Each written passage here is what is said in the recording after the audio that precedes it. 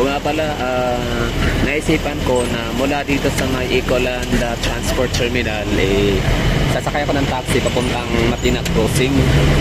Pero na-realize ko na ito palang aking sinakyan na jeep ay tawag nito, papuntang ano pala to, SM Ecoland.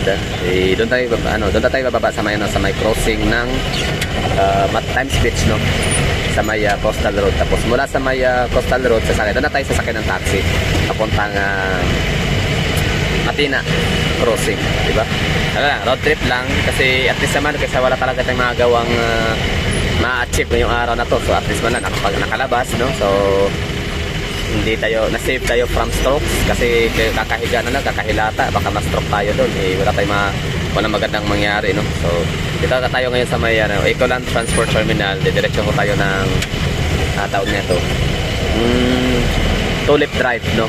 Corner bypass road din, Tulip Drive, no? Times Beach, Ecoland, coastal segment or junction.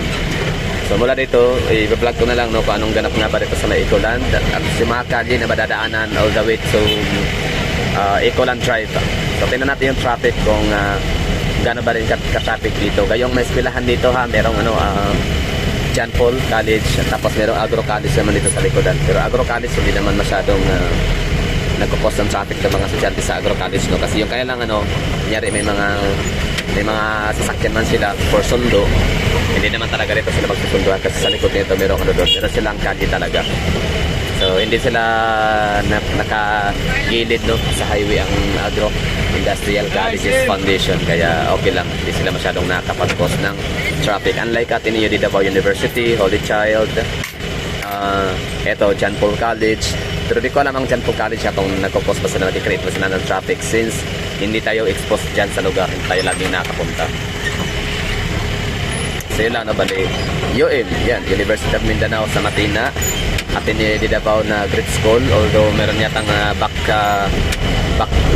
entrance, no, ang Ateneo, Great Scholar. Mapua Colleges, I don't know kung ano din sila. Yan na nga, wala nga, kumbaga hindi tayo masyadong nag-a-access sa bandang norte, south area, southern part of Davao, sa mga Matina area, Alomo area. So dito tayo lagi sa may Poblacion District and Bunawan District and Agdao District. Agdao is Bunawan. Wala, nakalito. Agdao District, tama ba may Agdao District ba? Ang Agdao District is parang dyan sakop yata ang poblasyon. Oh my God, wala. Hindi ko masyadong parang kailangan ko munang magpag-aralan ulit yung natin. Lugar sa Davao. So ito na, ha. Tempo Boulevard. Tapos ito naman yung ito naman yung John Paul College. Ayan. Tapos ito naman yung Ecoland Avenue.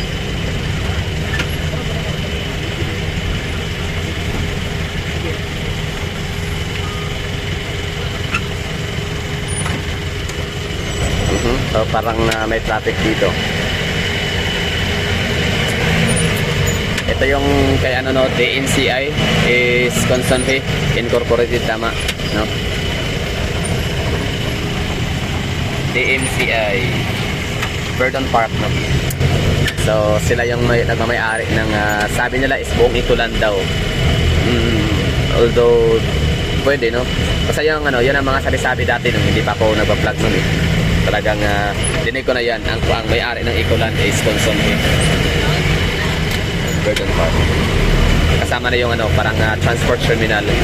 Kumbaga parang kung si Francisco Bangoy ay kanyang i-donate yung napakalaking hektarya ng lupa niya para gawing pandaigdigang pagpaliparan sa Pilipinas, sa Davao pala, so International Airport.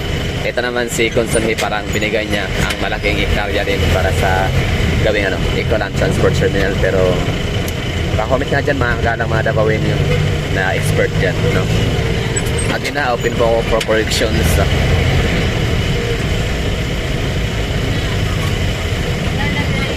Tapos yun, John Paul College and ano pa ba mga eskwelahan dito meron, makikita, parang wala na yata, no? Yun na, Agro. Siyempre mga high school and elementary na marami naman talaga dyan, bawat lugar, bawat purok, bawat barangay dito sa Davao, sobrang dami ng tao kasi palibasa. Kaya Kailangan may mga eskwelahan marami. So, hindi naman ganun sa traffic. Tama lang naman. Normal lang to na daloy traffic ko. Ecoland Drive. Tapos didiretsuhin mo pa to hanggang ano na to, no? Ang dulo nito ay Matina Playa. Tapos Times Beach. Ay, sorry. Matina Playa, tapos dulo ay pa right side ka hanggang sa makarating ka sa may tulay, no? Sa may Matina Playa. Doon yung sakaya namin papuntang Beach Street, Inichibangka nung araw. Na kapag kauulan, babaha. Pero sa block namin, hindi naman kami aabuti ng baha. Tapos, siyempre, diretso ka pa sa may tulay, papuntang ano yan, Matina Crossing, Center Point, no? Center Point, isa na yan eh, pagmamayari ng ECCC. Kung saan may lumang Jollibee na rin. One of the oldest Jollibee. One of the oldest. Isa sa mga luma ng mga Jollibee sa Davao. Gusto. Matina, Center Point. Okay, malapit na tayo sa may Tulip Drive. No?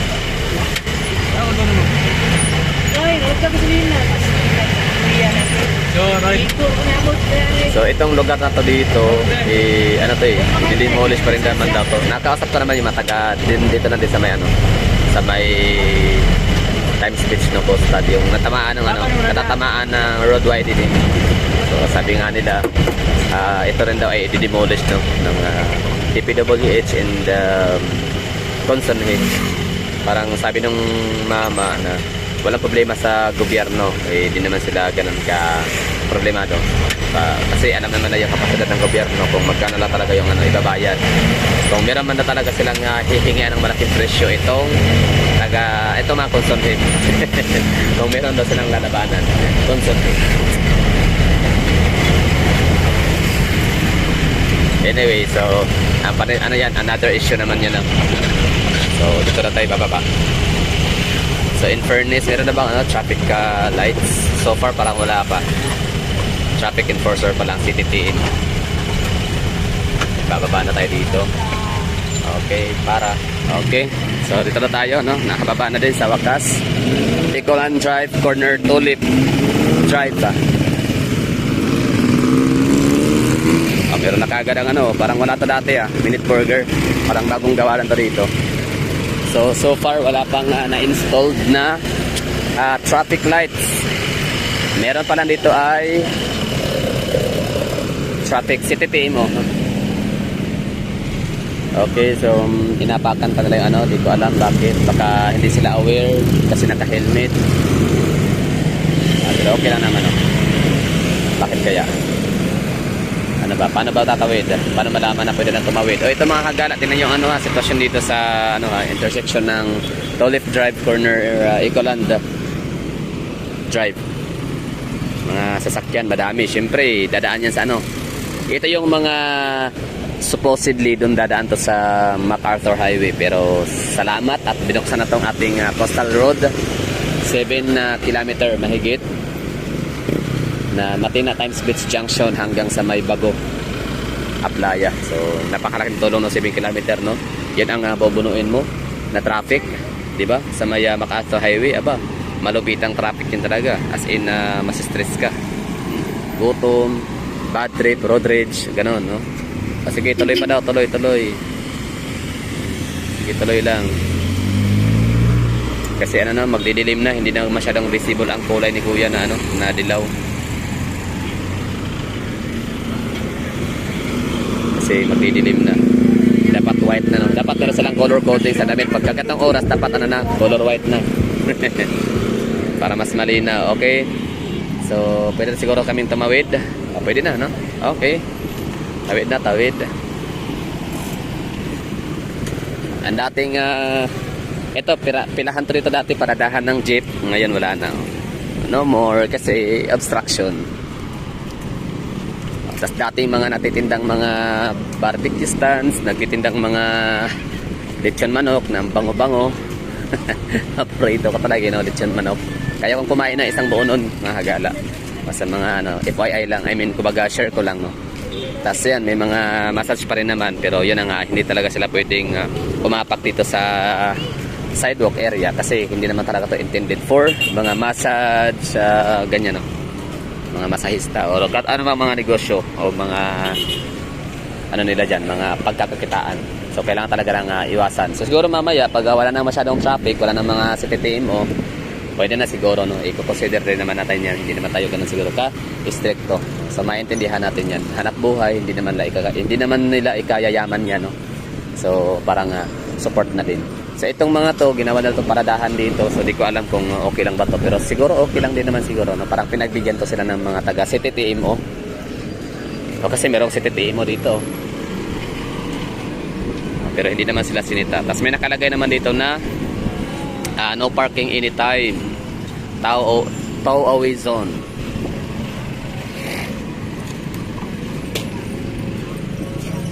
May bigasan, 'di ba? Naka-atras na.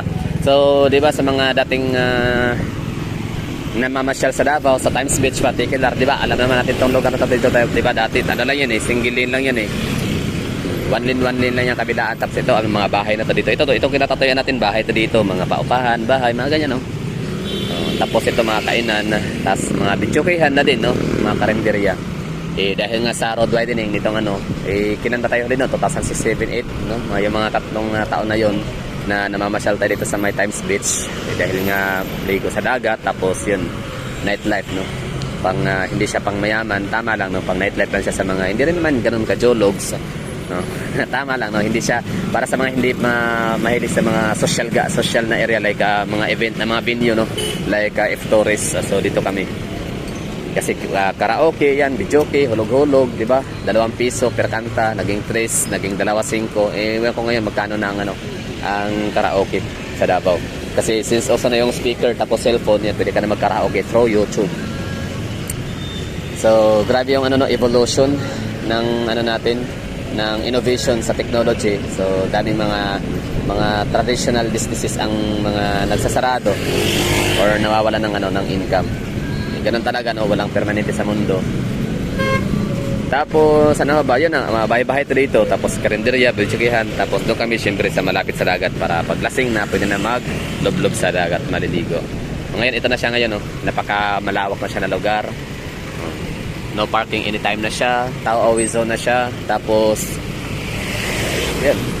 Diba? Ang daming mga sasakyan no, talaga na dadaan yan dito sa Coastal Road para iwas sa traffic. Siyempre, ba't ka naman talaga kasi din dadaan sa may MacArthur Highway, ang dami intersection doon. Isamantalang ito dito, maituturing natin itong expressway na walang bayad, just for free. Di ba? Magkano ba sa Manila ang expressway natin? Babayaran yung 7 kilometer. Although wala akong idea no. Kasi dati galing pa San Pablo City papuntang Tagaytay City, Batangas City pala. From San Pablo City to Batangas City, dumadaan kami sa expressway. Parang kinukuha na namin ng mga 1 oras lang o di yata umabot ng 1 oras, basta sobrang bilis ng takbo. Tapos may binabayaran yun parang kami patak-patak kami mga magkasama sa trabaho. Kasi wala namang budget ang company sa amin para dumaan sa expressway. So ang ginawa namin, ayaw namin matraffic, lalo pagka medyo late na kami sa oras, di ba? So papatak-patak kami yan mga empleyado para doon kami dadaan sa expressway. So from San Pablo, Mahalcoy, papuntang Batangas City, Alae, ang ganun. Tapos di ba? Expressway na to, may tutoring na walang bayad, libre. Yan nga lang, meron siyang restrictions sa mga sasakyan. Bawal ang mga padjak, bawal ang mga tricycle, bawal ang mga heavy trucks. Mga 1 ton yata, no? 1 toneladang timbang, bawal yun. Akala ko ba yung ganong mga sistema ibawal na yan, yung nakasakay sa nagbabakride sa likod ng ng mga pick-up. Sa mga bongo, pwede pa yung bongo no, hindi pa naman siya ganun ka kasing laki lang niya at kasing bigat niya si pick-up truck. So yun na siguro, thank for watching. At ngayon sasakay ho tayo ng ng taxi papuntang SM daw neto. Sasakay tayo ng papuntang Matina Crossing, tapos dadaan tayo dito sa may bypass road, Coastal Road. Bye bye. So thank you for watching. Sana nagustuhan niyo ang vlog na to. Ecoland Transport Terminal, tapos Ecoland Avenue or Ecoland Drive, tapos dito sa may Ecoland Corner Tulip Times Beach Junction Coastal Road. Bye bye and ingat.